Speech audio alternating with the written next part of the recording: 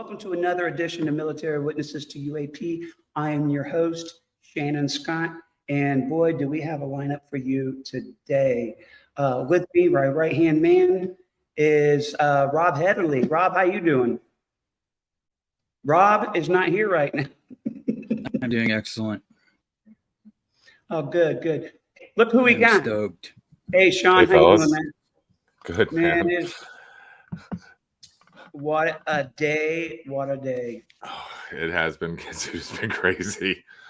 It's been amazing. I don't know about you guys, but it's been a roller coaster of emotions. You know, pride and then wonder. I mean, I've had a couple of cries today. I can't believe we're here, and knowing we still have so much work to do. But it's like, dude, I never thought we'd get here. I don't know. You know. Yeah.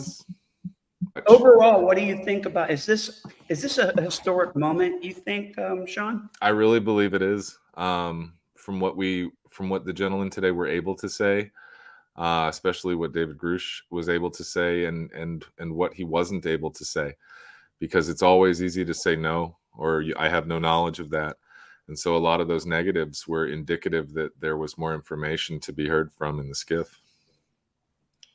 Yeah. Who's got the keys to the skiff, Sean?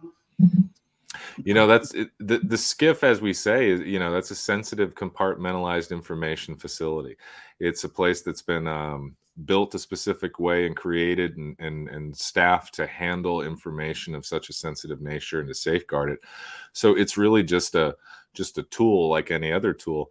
But that specific skiff with those people, it looks like we have the protections in place now to get Mr. Grush in there. The question is when those possible special access programs or other things are brought up before Congress, are they going to be stonewalled as they have been when they've tried to openly investigate these things in the past? So the question of who has those keys remains. Somebody was because I was listening to the hearings as well, and it sounded like somebody didn't want to give up the duty keys. Yeah, it seemed like in a lot of cases they were turned away where I think most of us would think that lawmakers should have access, especially within their districts and their zones. You know, it's pretty easy in a lot of ways to point at Air Force or DOE, because in my mind, if these things are in the air and they have some sort of airframe, Air Force will be involved. And at the technological level that we suspect they're operating at, and the energy levels they're operating at, that would certainly fall under the guise of the Department of Energy and their nuclear protection, laws and statutes. So it wouldn't surprise me a bit that that's where we should start looking for those keys. Mm-hmm. The question is where are we going to find the death threats and yeah, and then the next obvious step is industry. You know, we had revealed to us today that special access programs have been run without oversight, unsanctioned. That there's probable crash retrieval of what I'll just call exotic technology and pilots, you know, to make it easy for us, and that it's probable that there have been reverse engineering efforts based on that technology that have been given sweetheart contracts via the secrecy system to industry. So again, we're moving into what has been, I believe, a dangerous area for a lot of people, because whether intimidation to active duty service members or civilians by possible government entities, or who knows like what, saying, by more clandestine industry. Evidence. Yeah. I was saying prior to today with David Grush's article and his interview. Sean, I'll go ahead and ask you what's the reason why the big secret, you think? Is it because of these industries? I can paint an easy picture in the beginning, in the 30s and 40s, you know, in the post World War I and run up to World War II, and then the post World War II era. I can understand why defense officials and lawmakers might have kept this secret for a period of time. It would seem, though, that not only is it elusive, and so it's not easy to provide an easy answer, because once you tell the people about it, if you can't point at it or show them what's going to make sense, I would see a reason not to do it. I can see reasons not to make the information public based on not wanting it. Perhaps you're the only one encountering this, or perhaps you're lucky enough to be the only one that's found craft or in some way.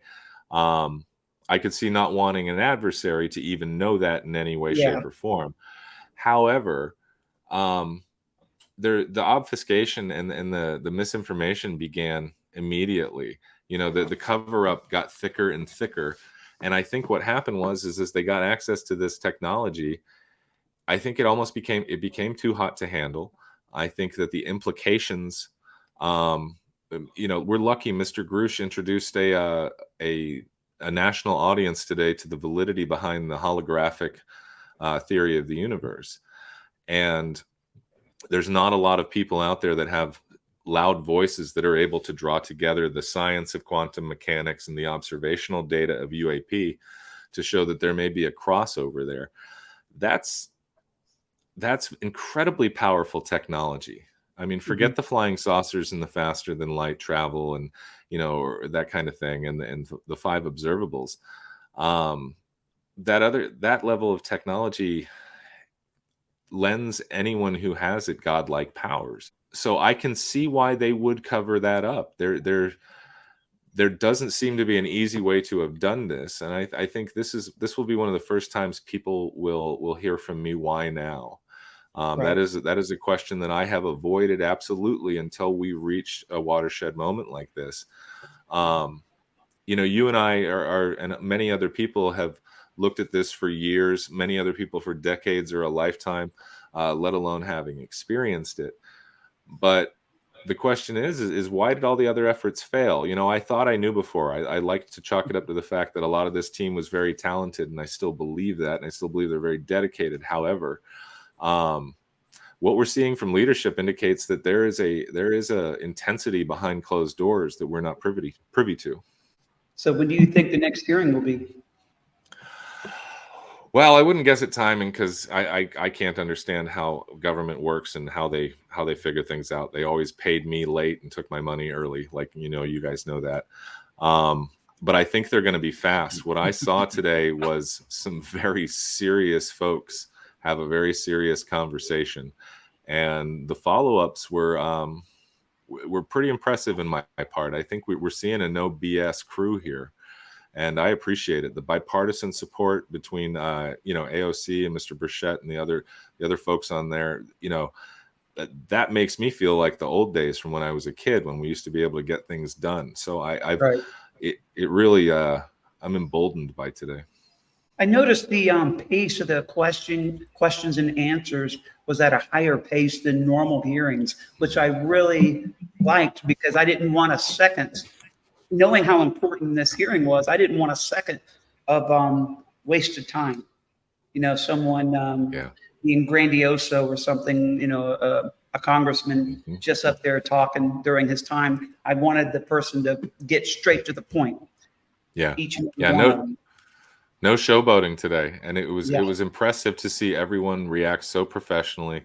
There was an incredible lack of stigma today and nonsense applied. They did not waste their time. I was impressed.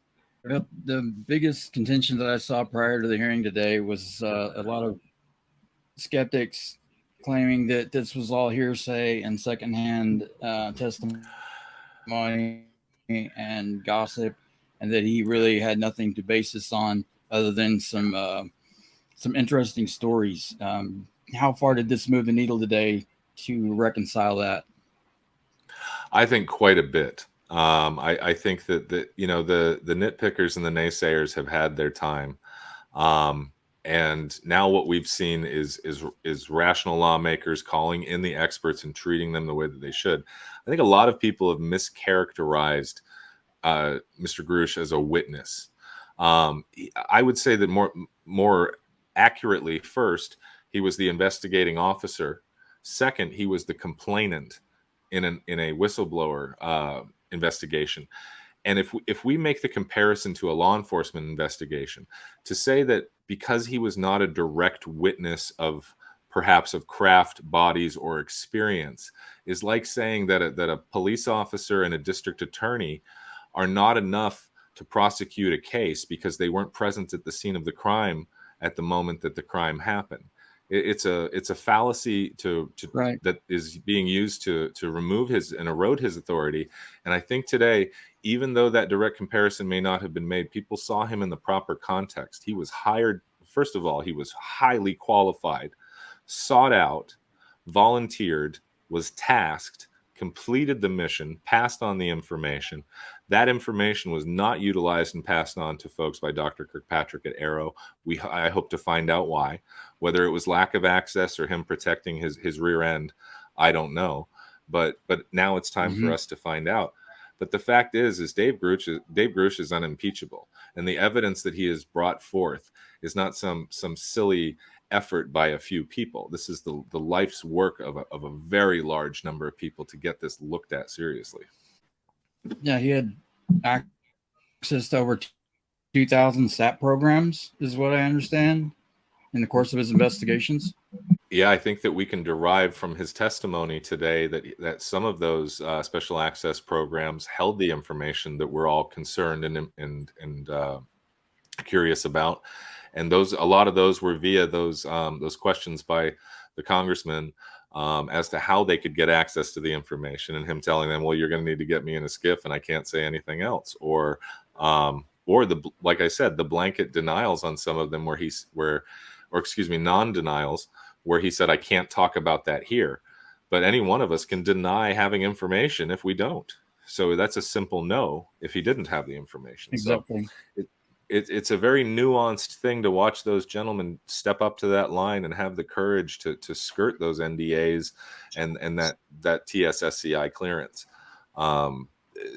If done wrong, even without major scandal, they may never hold a clearance again. So it's a very barbed wire covered field that they've crawled across through DOPSR and everything else to have a chance to speak to us today. Sean, what do you think the biggest moment during the hearing was today? Well, for me, it was spread across a large swath with the definitive statements by Mr. Grush that these programs exist, that there are legacy programs, that there are direct eyewitnesses that are ready to speak.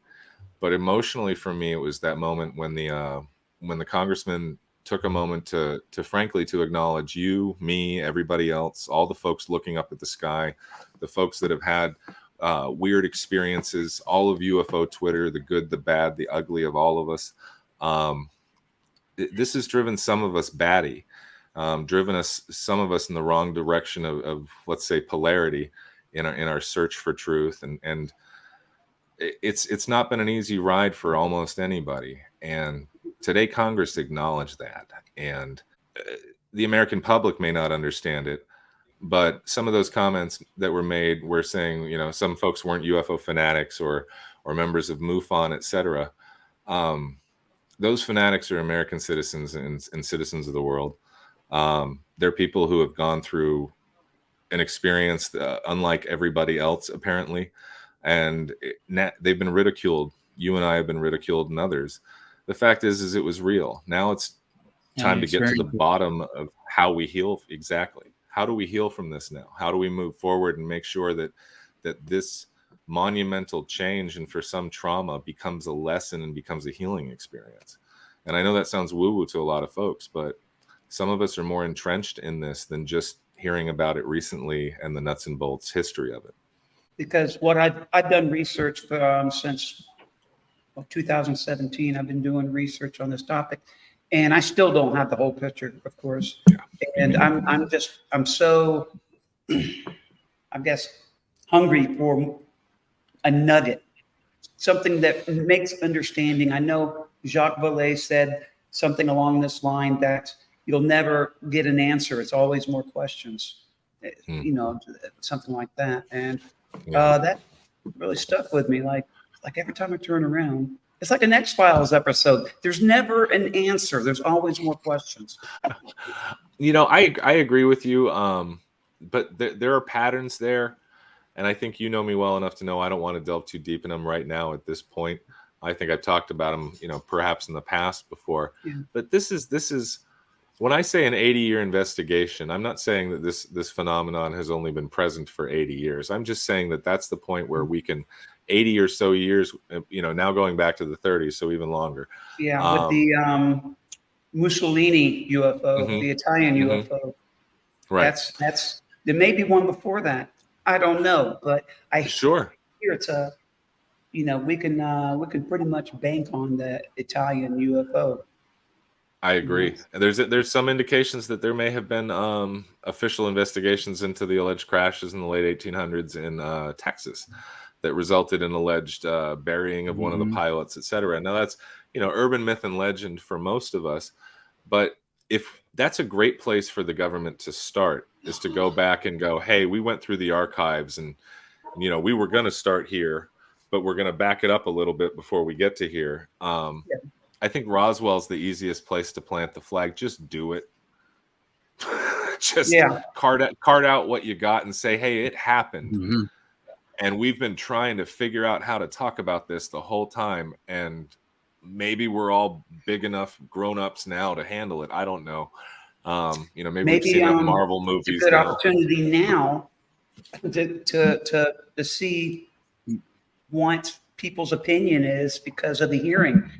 Finally, the bigger networks are covering it. Finally, Yeah. I noticed even with David Grush's interview with News Nation that it was only on News Nation and a few other networks. The rest of them, I felt like Operation Mockingbird was in full effect.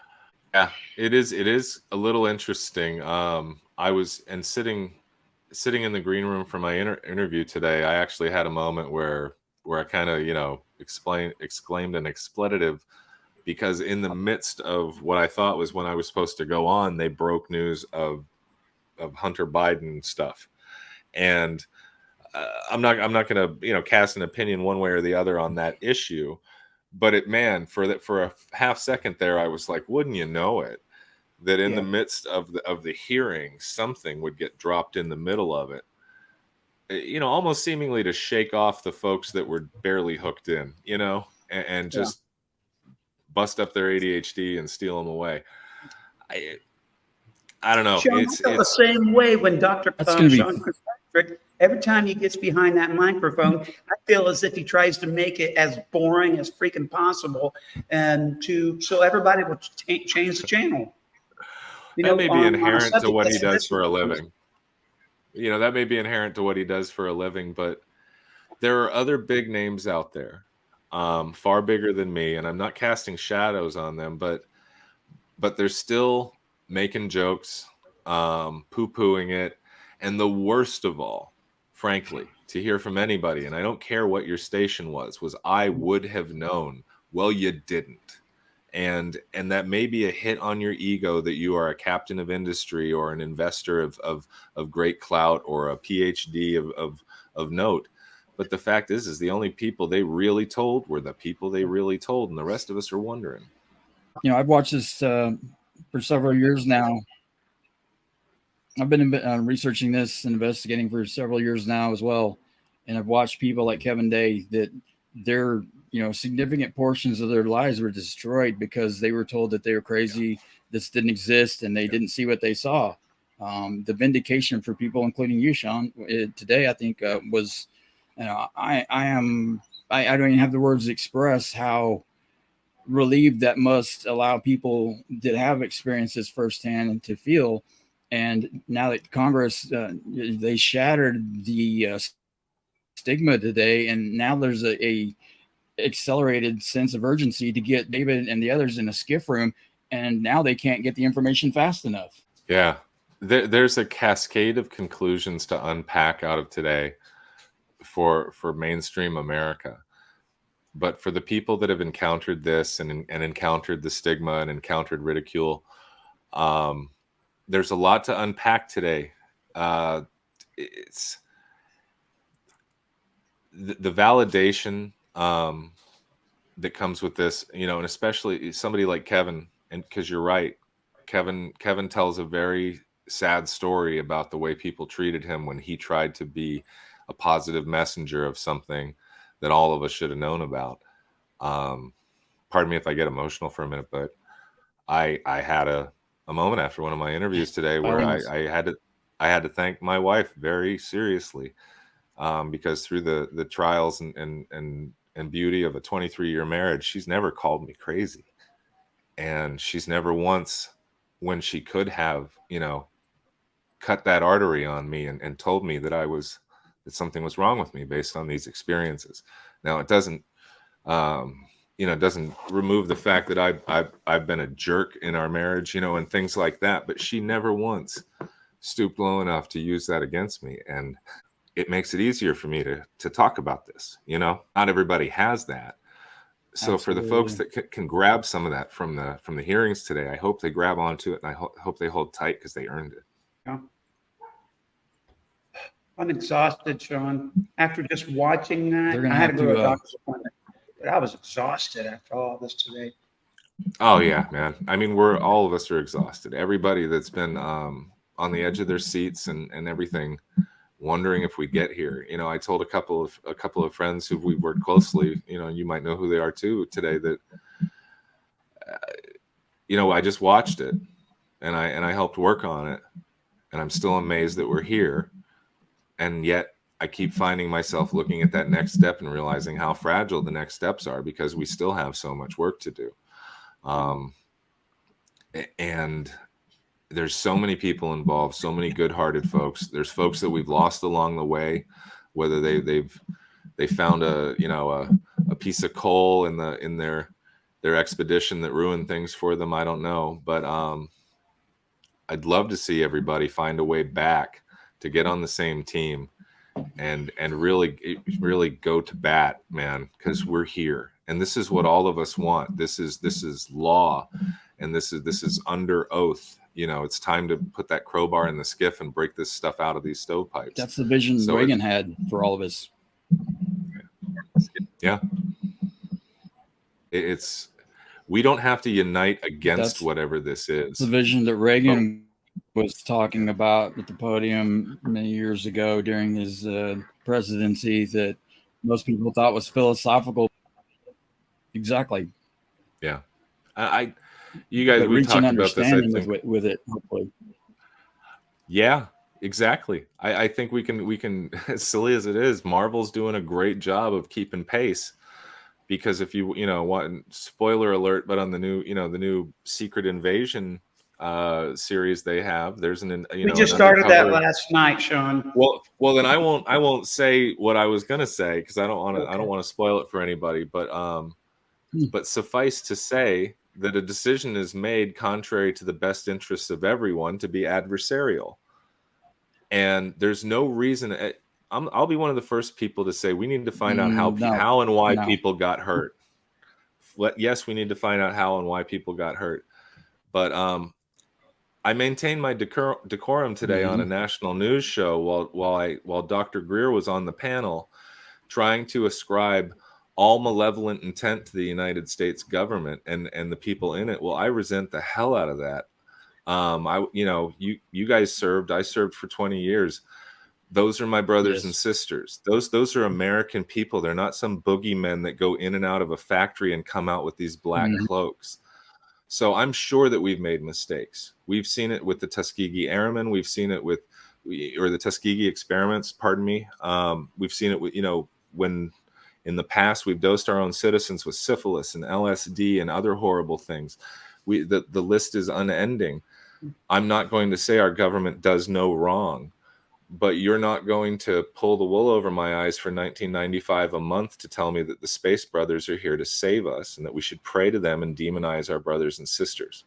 A lot of people are going to disagree with me, and I know that's going to hit heavy, but I have to say it because I can't talk like that on a national news show. The way I see it, the biggest obstacle right now that's going to come to a head very soon, what's going to come to a head very quickly from what I'm seeing is that there's going to have to be some kind of resolution between the discrepancy of the Pentagon and Kirkpatrick. I don't think AARO is acting in good faith with the intent of Congress and the laws that were passed, that there's a major discrepancy between his testimony and everyone else's that is in conflict with the Pentagon and DOD. So either he didn't officially get briefed on the...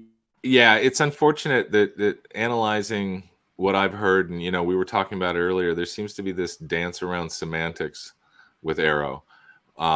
And we saw it when the gentlemen were testifying from the UAPTF earlier, where they were asked questions about, are you aware of these programs, these papers, these events, etc.? and they're kind of looking around at each other to find out whether or not they know. That's all very telling. And Mr. Kirkpatrick, as we know, was briefed. So what semantics dance is he playing when they ask, do you have Yes. information regarding? You know what I mean? He He might needs to even be more parsing forthcoming. Yeah, he may be parsing that the United States government does not possess. Well, our industry partners do. That may be, and he may be factually correct in what he's stating, literally, but it's held by private industry on the behalf of the government. So he can be technically telling the truth, but his definitions and ours are not the same. I agree, but I think we have to actually. I think what we're going to see is whatever that is. We do have to get to the bottom of that. What happened there? But I think we should just drive right around AARO at this point and just handle this on Capitol Hill, haul it all out in the daylight, and do it there. Yeah. Whatever, let them pick up the pieces afterward and figure out what office should own this, that's going to report back to the rest of us that we can trust. But at this point, as they said, let's have these field hearings. You know what? It's time. Very telling that many of the witnesses and wannabe whistleblowers circumvented. Yes, and the and also from AARO, that it's in between the inability, the stonewalling that they may have went up against, but also it's kind of the lack of vim and vigor in the reporting, and the lack of reporting back where they were stonewalled, that indicates that it looked like this was a blow off. The problem I have with AARO is that it started during the first hearing, and I don't want to spend too much time on this, but it seemed to me that, as a master at arms, we have to report to the executive officer. We wouldn't talk the way these guys talked. We would give a direct answer. We wouldn't and use like lawyerly words. Mm-hmm. And watch every question that words are coming out of my mouth. I have to watch so carefully that I have to actually slow down. Mm-hmm. That's somebody who's hiding something, my opinion. And all the notes in your back pocket, in your wheel book, even the Master Chief's got a wheel book in his back pocket with his notes in it. Those are all admissible in court, and every that the jury, judge, the bailiffs, etc., all expect that wheel book to be already in evidence, with the notes from your investigation, with your officer's observations and actions, and all of your field notes. All of those things would be there. And we just saw somebody kind of go, nah, we didn't find anything. There's some balloons, and there's and I'm yelling in the background, they've been compromised. Sure. Yeah, no, we've also, what we saw today may allow, I'm not sure if it's connected. Somebody posted a video of Mitch McConnell having a moment at the podium where it looked like he may have experienced either a lapse in consciousness or I'm not sure. He looked very disoriented. I'm not sure if it's from today. I think it is, where he was about to talk about all of the announcements this week, and he kind of, I don't want to say lost it, but I don't know where he went. Now, granted, he's a much older gentleman, but they had to lead him away. Pardon my speculation, but it's not a big stretch for me to think that he had just heard some really heavy stuff for somebody who had some very rock solid opinions about what was real and what wasn't through the course of his long life. But I don't know what I saw. I saw a lot of people in that room. It was a weird moment. So I hope he's okay. Of course. And I hope, I don't mean to make light of something, especially if it was a event in his health, but it was a very, very surreal moment, where I expected leadership to have something to say and they couldn't speak. It's been a heck of a day. And I think we have more to come. I was going to say, it's going to be very telling in the next couple of weeks, because we've seen how, well, even just in the next few days, because they're going to recess for August, that Congress are wanting to get David Skiff and depose him and find out all these additional questions he couldn't answer in public, to see their reactions and how they conduct themselves if they're on me afterwards in the next week or two, how they're conducting themselves in in the course of their other business is going to be very telling, because this is literally the first time that I think a lot of them realize that this is a reality, that it's not, and credulous people, that there is truly a non-human intelligence that we're encountering. And history shows this is nothing new. It goes back thousands of years. So they've got a lot of catching up to do. And there's no indication that this has been a threat, that's going to be one now. So we don't need to fear I would this agree. Not in the forward way until that we the three of find us have out had if to there's encounter. something definitive to be fearful of. I totally agree with you. Agreed. Those actually, they dovetail well into to what Shannon was saying, was because I want to thank you guys. I mean, just, I know we didn't have the chance to bond the way we wanted to in the Ozarks, but the fact is obviously Eureka. veterans are very close to my heart, man.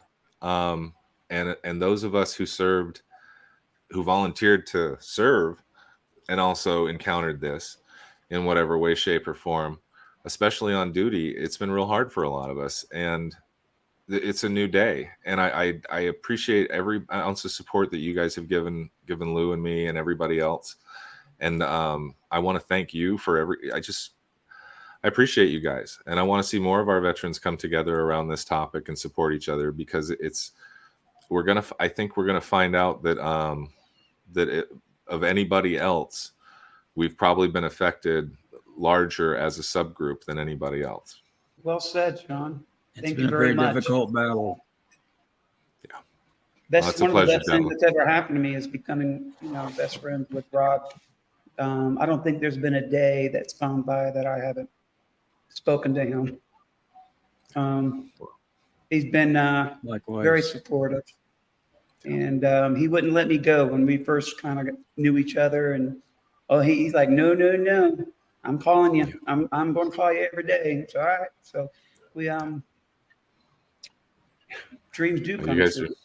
You guys are really good folks, man. It was really a pleasure to meet you and your son. And I told Lou this. I don't mind telling people this. That I was reflecting, and I'll tell you, while we're having dinner one time, Sean, but one time I was reflecting on everybody, and I was telling Rob at the time that there's no other place I'd rather be than right here, right now with you and Rob and Lou and others. I feel like I had the best seats in the house. I really do. I say that all the time, and it's true. I have the best seats in the house. I have the best friends in the world, and the camaraderie that we have as former service members. That's a bond that we have. It's in our language. It's in our the way we conduct ourselves. It's been beautiful. I'd rather be than right here, right now with you, Sean. So yeah, I agree, man. We've been very for all of the pitfalls and tribulations that a lot of us have come across. I wouldn't trade some of the feelings I had today for the world, because the team that was behind this, I almost felt like it was never going to come, Sean. I felt like that was way off in the future, man. Like a dream that will never be here. Yeah. And thank you guys for mentioning Kevin.